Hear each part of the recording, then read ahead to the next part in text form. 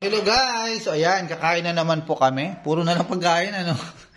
So ayan, ayan, ito po yung meal namin, second meal namin. Nakatimad lang po kami ngayon. So, ito na yung aming hapunan. Parang brunch na, di mo maintindihan. Brunch daw. So ayan, supper pala. Hindi.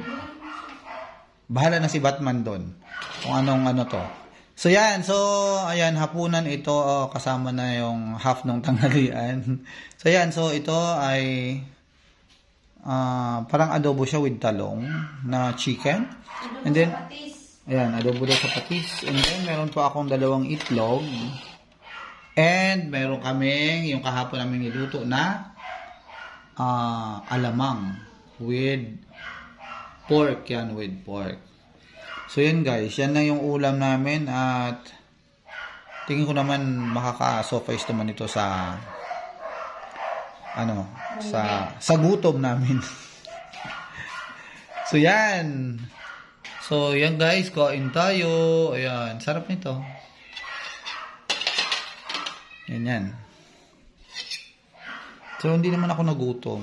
Medyo kapag nag-ano ka, yan, nilalabas niya lang yung, ano ba yun? Dito pala si Timtim. Ayan na, si Timtim.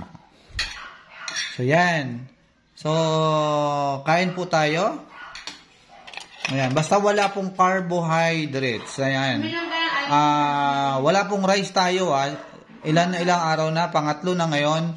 No rice po tayo.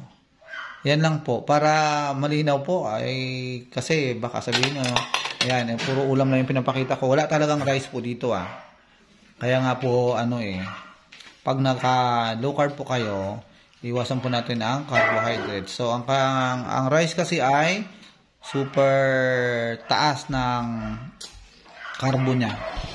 Lalo na po pag kain nyo na. Ayan, ilang tasa yung isang cup? Ay, ilang kutsara? 6 na teaspoon. Wala. Narinig niyo po yun. Kapag na-process na po siya dun sa katawan natin ay 6 daw na kutsarang asukal. Maging asukal. Teaspoon. 6 na kutsarang asukal. Teaspoon. Teaspoon nga. Ay, teaspoon lang ba? Hindi tablespoon. Kasi pag tablespoon malaki. Ayun, teaspoon daw. 6 na teaspoon. Ano ba yun? Kutsarita lang ba yun? Ay, isang tasa. So yan, 6 na kutsaritang asukal kapag na-process na sa katawan natin. Kaya pansinin niyo po ang taas ng ating blood sugar. So yun lamang po, at huwag po kalimutan i-like at i-follow ang aking Facebook, pati na rin ang aking YouTube channel, Broker Nolin Andrade. Maraming po salamat. Bye. Kain po tayo.